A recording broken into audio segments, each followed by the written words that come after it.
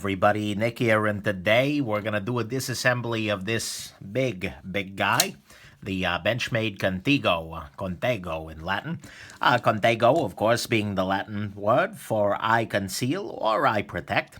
This may be a little while just because Benchmades, especially almost always the Axis locks, tend to be complicated and require a little bit of fiddling to get back and forth.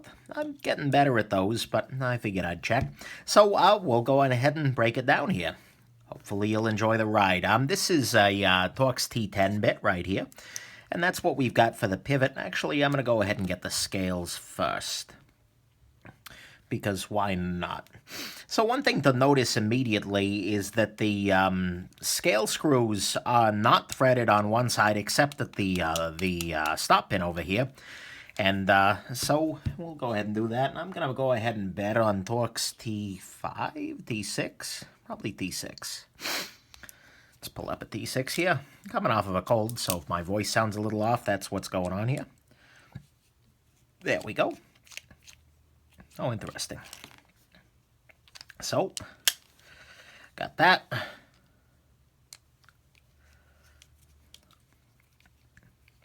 I'm just providing some counter pressure so it doesn't just keep spinning.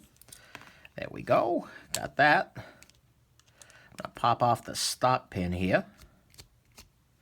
Disassembling these knives is never the hard part. And I'm just going to array these screws in roughly the orientation they're supposed to be in. But anyways, as I was saying, disassembling these knives is not the hard part, generally speaking. It's putting them back together.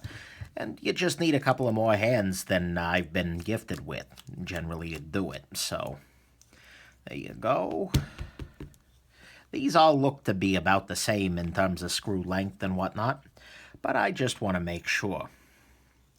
I am probably going to need to remove the pocket clip in order to get to the other side of the liner here, because I am going to go ahead and frog loop the inside of the liners. That's not a bad thing to do. And since this is on loan, thank you very much to Frankie and Bud from the Birdshot IV channel, I want to make sure I do right by them and really get their knife back to them in a great condition.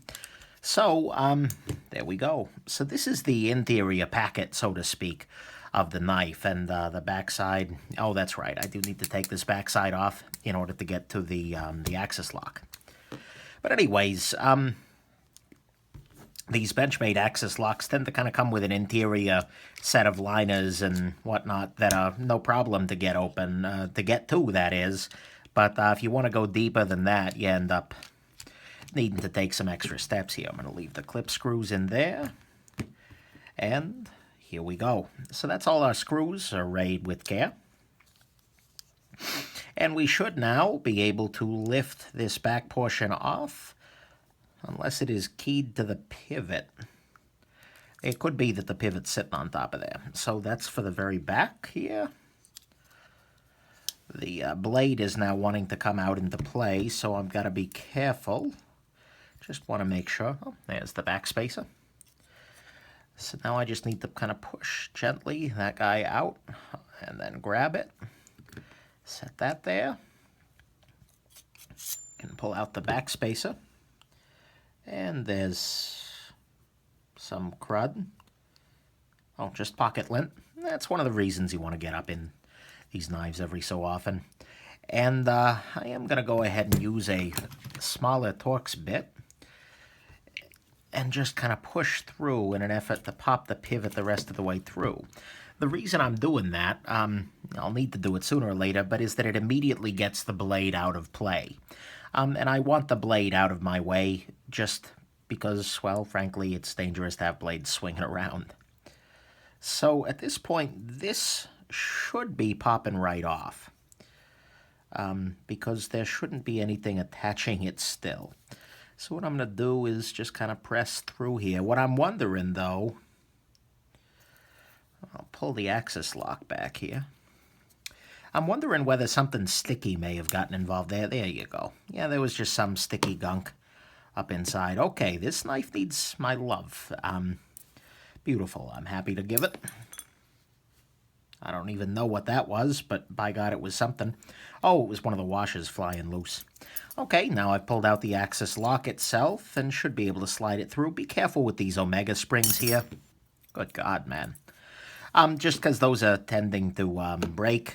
And wow, this is dirty. Oh boy, is this dirty. This is absolutely late night Cinemax kind of dirty. Alrighty, not that I would know that reference, and not that anybody under the age of, say, 20 is gonna get it. I'm moving right along here. Just because Cinemax I don't think is a thing anymore. So I'm going to go ahead and just start, that's a digression, cleaning this guy up here. I'm just trying to remove whatever gunk was holding that FAR G10 scale on there, and just trying to clean this off. This has obviously seen love, and part of this could just be some of that DLC or whatever they've got on there. Hell, it may even be painted. Oh, that's some kind of a coating. But I'm just trying to get whatever gunk is on there off of there.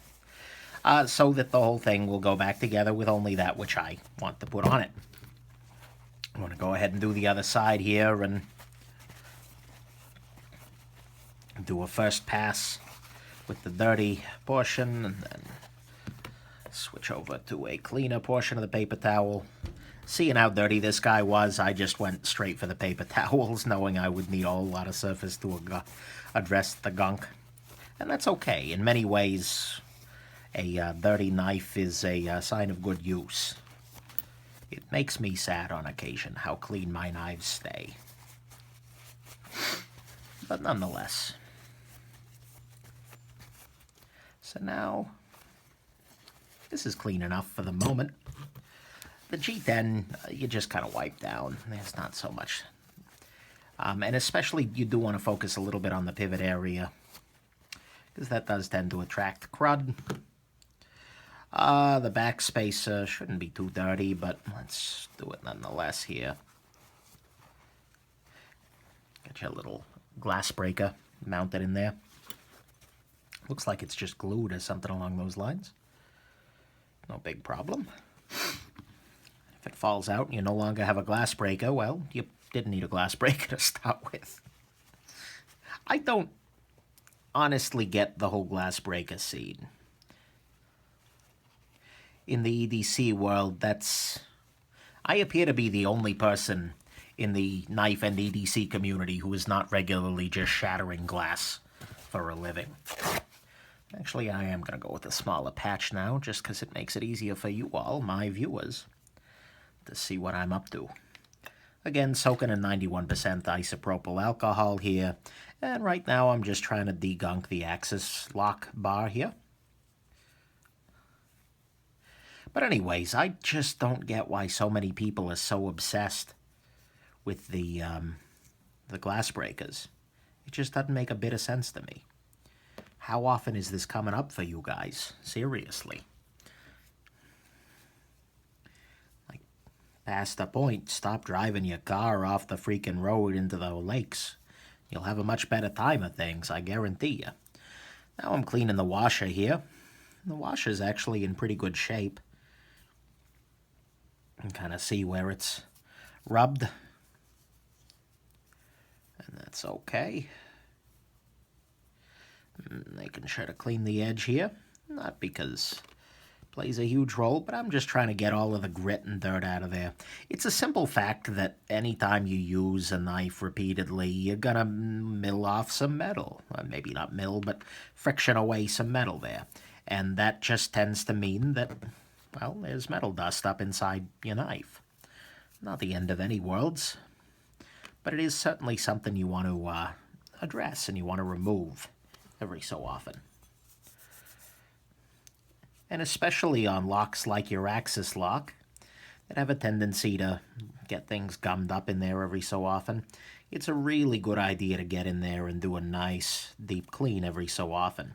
Clean off pockets of that, which gum up the works, make the knife a lot less smooth, and potentially even have the possibility of preventing the knife from closing someday. So I'm just making sure the blade tang is nice and clean. The steel here is M4, CPM M4, and that's one hell of a steel. It's very, very stain resistant. I'm sorry, it's very, very stain happy, but it's very, very wear resistant. Hell of a steel. We'll be getting a PM2, Spyderco Paramilitary 2 in M4 coming up here shortly. Thanks very much to a viewer named Tim who scouted one out at the Spyderco second sale. It was in the area. But yeah, M4 and me, we go way back. Well, way back. It's been available for like a year. All right. Is there anything else I gotta do here? Yeah, I'm gonna go ahead and use a Q-tip here and just put a little booze on the Q-tip and run the inside of the pivot hole. Whoa there, look at that. That kind of metal dust that's brutal. And again, that's just going to slow down the action of your knife. It's going to get all kinds of gunk up in there. That's the kind of stuff you want to remove. I'm also going to use the Q-tip to kind of get these concave areas within the lock. Use it to just kind of one more time get in the corners here of the axis pin. And then get the inside of the liners. And now I'm going to go ahead and hit the other side. Oh, man. I don't know how much of this black is just the DLC that's coming off or what, but whatever it is, I'm glad I'm doing this right now. For the knife's sake and for mine. Hitting the inside of the washers.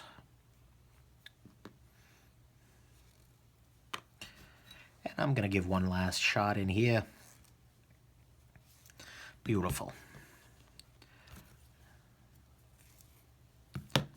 And on the inside of the G10. I don't think there's anything else I gotta do here. So, sweet. I believe we're ready to put this knife right on back together. Because this is steel on G10 construction, I'm gonna go ahead and give a coating of the frog lube on the outside of the knife scale. You can tell which side is the outside, by the way, by looking for the wear marks from the washes. So there we go. This frog lube, I'm just using their paste, is kind of a beautiful thing. It's just a rust protectant CLP sort of affair. It's kind of a, well, it's a beautiful thing. The nice thing about it is it smells wintry fresh. It's not the only nice thing about it. The nice thing about it is it prevents rust, but the wintry fresh thing is kind of a bonus, I'll admit. Unlike so many of your other, like Tough Glide, which just smells like boiled hell. This is kind of nice. I think you would assume that hell on the whole is just boiled. Boiled hell would be redundant. But who knows? Ow. The texturing on this freaking knife. I swear to God, Rick Hinderer must have been involved at some point. I have no evidence to back that up, but holy crap. This knife has so much texturing to it. It's absurd. So, okay, there's now a thin sheen of Tough Glide. You can see there's still gunk coming off of this liner. It's probably all from the inside of these circles here. But nonetheless, I'm going to go ahead and just put one last application. The DLC coating here should be doing all the rust protecting we need. But again, this is for reviewer. And so I'm going to go the extra mile. There we are. Now the other side. You can see it looks so much happier too once you frog lube it. Alright, putting that on there. Fingers are worse for the wear. Part of it's because of all the damn texturing. Like, I get the impression that Warren Osborne went to visit some sort of an oil factory, a KY factory, Vaseline factory, one day, needed to use his knife, and it slipped out of his hand, and the next day he came home, swearing that it would never happen again, then bought a Contego. I'm sorry, and designed a Contego. That's my current theory. Just as much texturing as he could muster. I don't know. This is why I'm a reviewer, not a historian.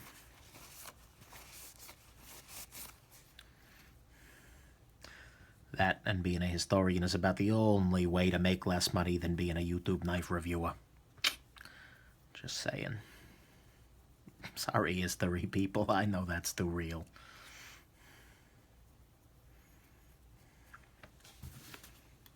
Okay, so now that I've made fun of history mages, sorry again about that.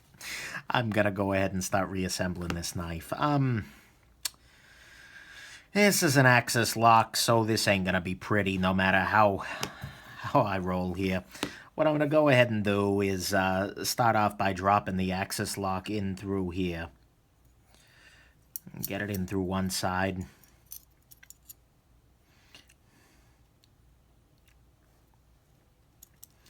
And what you need to do with this Omega spring, there's a little hole right here.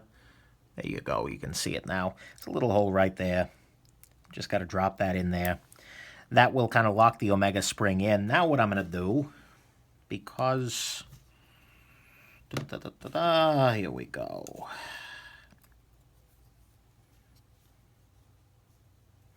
Yeah, this is the clip side. This is the non-presentation side.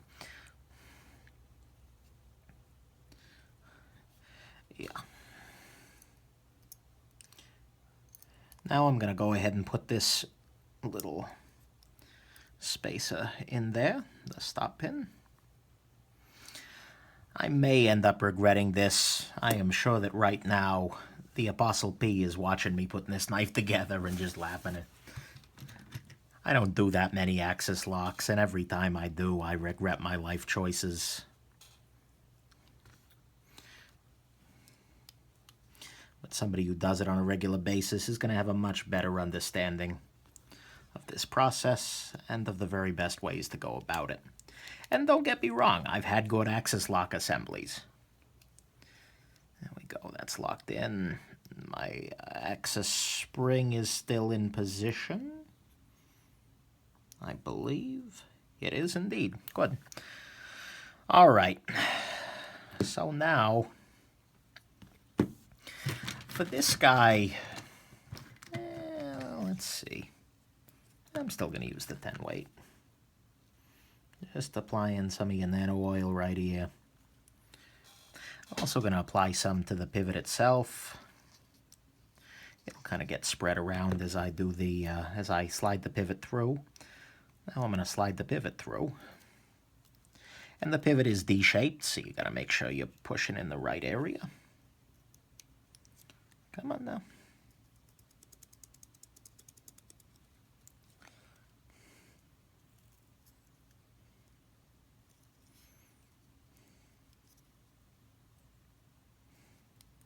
What I'm wondering is if I didn't tighten this a little too much out of position slightly.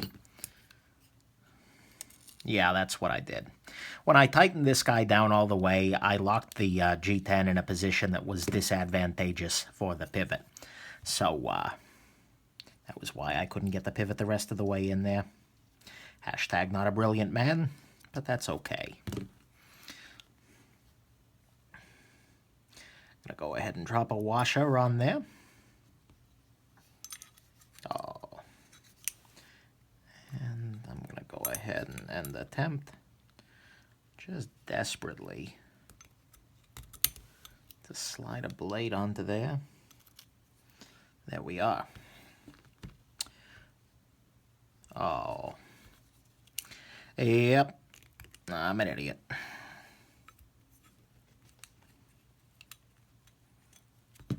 I forgot a simple important step here. I need to get this other liner on around this spring. So I need to do something a little bit.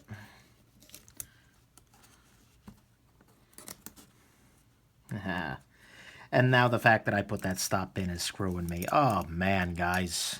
If I had any shame at all, I'd refilm this from the start. But you know what?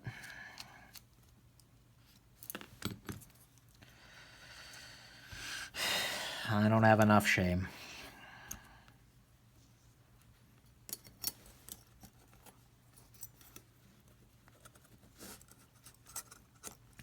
So I need to get this Axis Lock bar in through there. Okay, good. I need to get these aligned in the proper positioning.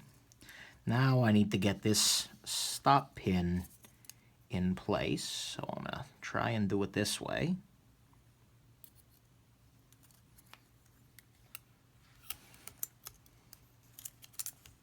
Oh, man.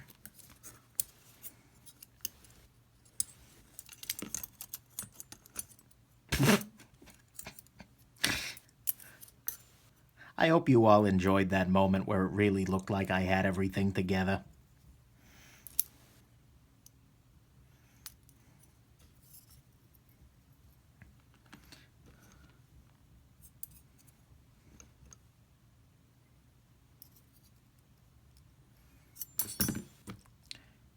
At this point, the armchair quarterbacks in the comment section are going to be piping in.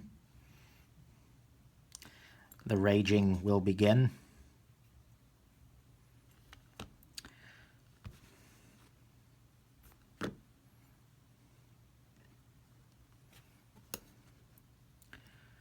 Now, how the heck do I do the rest of this? Oh, look. That's more gunk on there. Well, on the bright side, this has given me an opportunity to remove a little bit more in the way of gunk from the Axis Lock pin. Beautiful.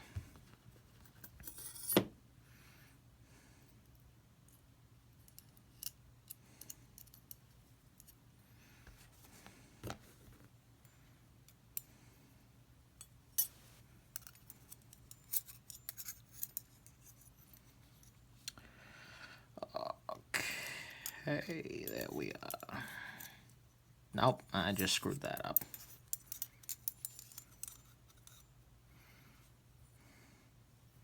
We're getting pretty close to Friends Don't Let Friends Disassemble Axis Lock knives.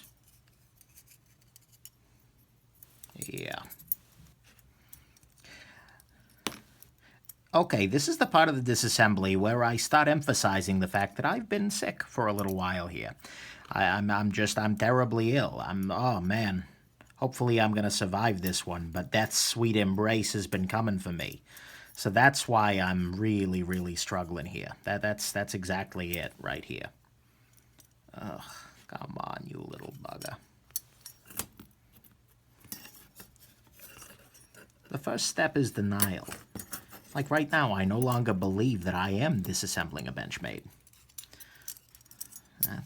That's not what's going on here. No way, no how. Oh, come on.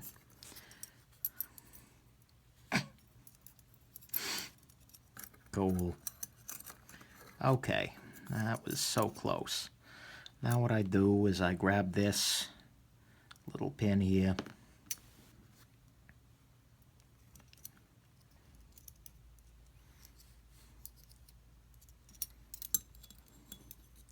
Which unfortunately also has a D shape to it. Okay, now my goal is to put that there. Good. Hey, this is progress. We are making progress, people. Do not adjust your television set. This is progress. There we go. Oh, come on. Now my goal is that before the stop pin pops out, I need to get the Omega springs into position. There's one of them. Okay, I'm keeping tension on the stop pin. There we go. Okay. So now, which side? That's going to be this side here. I'm going to drop that onto there real quick. Now, like a freaking bunny, I need to drop in that stop pin screw, which is around here someplace, I swear to you. Did I throw it at myself? Those spaces, I think. That's it.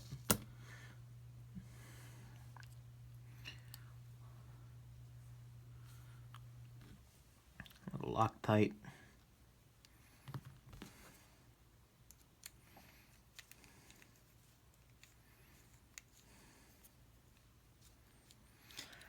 This time, I'm not making the mistake of tightening everything down before the pivot is through. Now, we have a problem, though. And that's okay.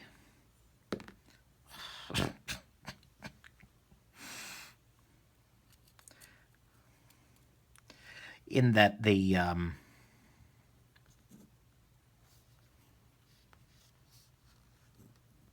you know, this may seem a little ridiculous, but what I'm going to do is, without any Loctite, I'm just going to screw the other side of this stop pin in.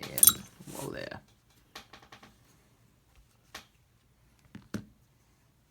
That way it's going to have a harder time falling off. Okay, so now what we got to do is get the blade with the two washers inside the knife. We're going to kind of do a slide it in, sort of like you would disassemble an integral knife. So the way I'm going to do that is I'm going to use the lubrication itself to sort of stick the washers to the blade itself. So there's that. Here is this. Those two are on there. Now I got to pop the pivot out, but not completely out, so that it's easy enough to push right back through. So I've got the pivot kind of hanging there. Now,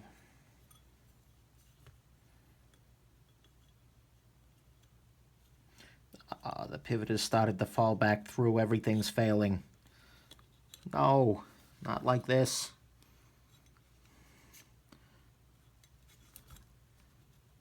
All right. And we back off and we try again. 26 minutes and counting, people. Oh, there it went again.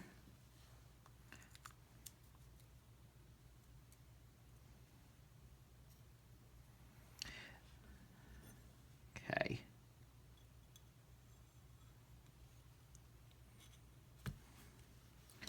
Now I've got the blade and the two washers in there, and I'm throwing Q-tips at myself.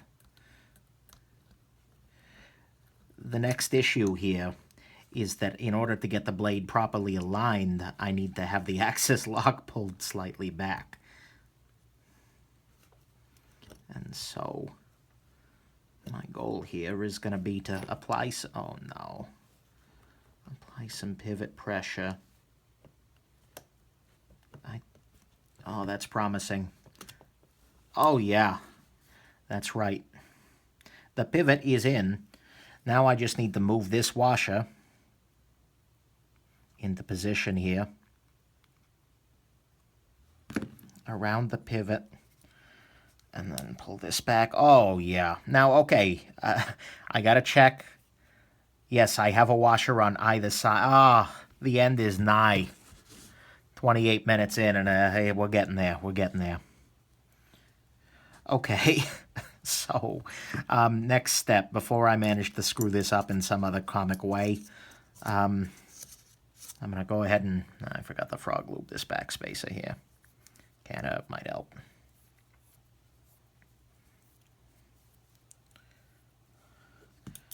Okay.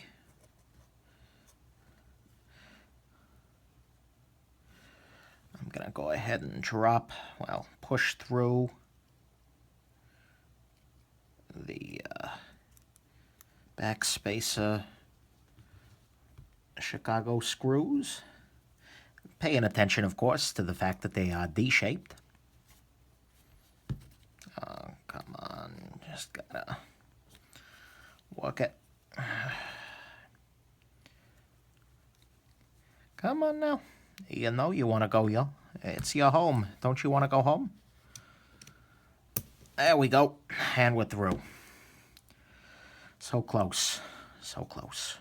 Now, unscrew this. Now, I want to confirm that my 2 Omega springs are in proper positioning, and they are. I see the stubs sticking on either side there. We're good. Oh, we're so close. This could be so good. Well, so less bad than it is right now. Everything seems to be in position. We've got 2 washers. The Omega springs are seated home because this will hold it in place afterwards. That's in, that's in, that's in. I think it's time to finally just freaking put this knife the rest of the way together. So, we're going to go ahead and start with the scale. Actually, I'm going to start with the stop pin screw, because if that goes, well, we're going to have ourselves an extra bad time here. Okay, that's in. Good. Now, back spaces. And I'm just hand tightening these at this, well, I'm always just hand tightening them, but I'm not really cranking on them yet because centering could turn out to be an issue here. Oh, man. Disassembly turned on a dime there. That was nice. Suddenly it all started coming together for me.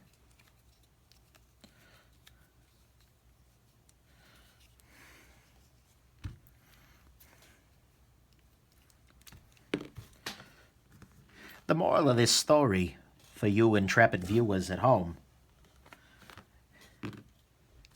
is that this is not going to be easy. This is not going to be fun. It's going to be something that you're going to get through, though.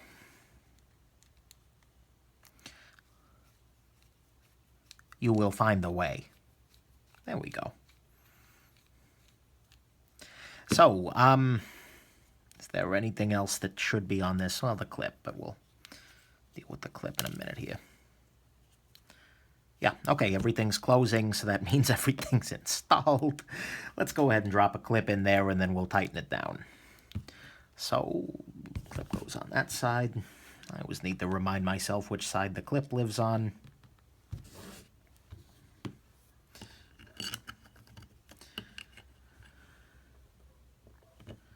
Dropping that guy in there, again with a little bit of Loctite. Oh, you bugger. Not tightening that down too much because I don't have the other screw in yet. A little bit more Loctite.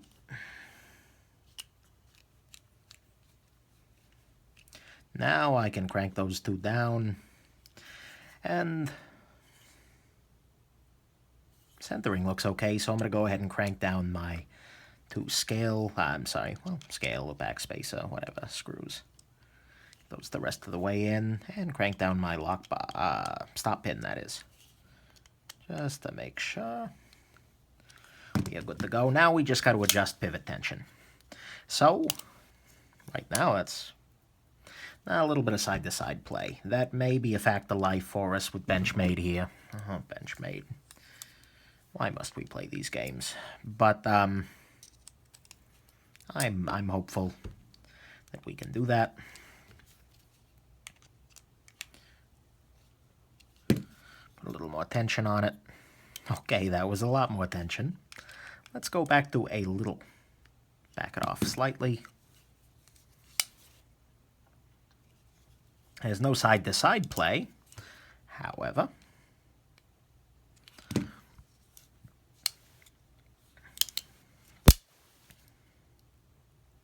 There you go. No side-to-side play.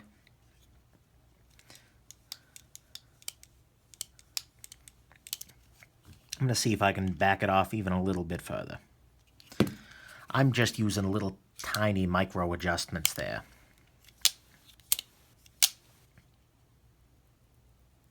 Okay, yeah, no play. Great. I'm going to leave the pivot where it is now. Very last step to do here. Ah, man. We made it, guys. We made it. It's like that movie, the guy trapped in the wilderness, cuts his own leg off, or arm, or whatever it was. It's like that of knife disassemblies. Maybe a little melodramatic, I'm not sure, though. But yeah, basically all I'm doing is I'm putting a little bit of the thicker weight nano oil. This is the 85 weight. The liquid frog lube would work fine here, but I'm doing that along the top of the blade tang here. That just allows the Axis lock bar to swing much more freely around it. And actually I'm going to put a little tiny bit of it too on the Axis lock, sort of on the metal where the Axis lock slides on both sides, because that'll again lubricate that whole process a little bit. Now just do one of these. Even rotate the axis lock a little bit. Yeah. No play. We've reassembled our pocket sword here. Oh, man. Alrighty. Well, sorry that took a little while, but as you could see, that took a little while. And I hope it was still interesting to you very much, and that as you do in yours, you're going to feel okay, because you're going to remember that a professional took a little while with it as well. And mostly, though, that you have yourselves an absolutely wonderful rest of the day, and that the rest of your day is a hell of a lot easier than that just was. Bye now.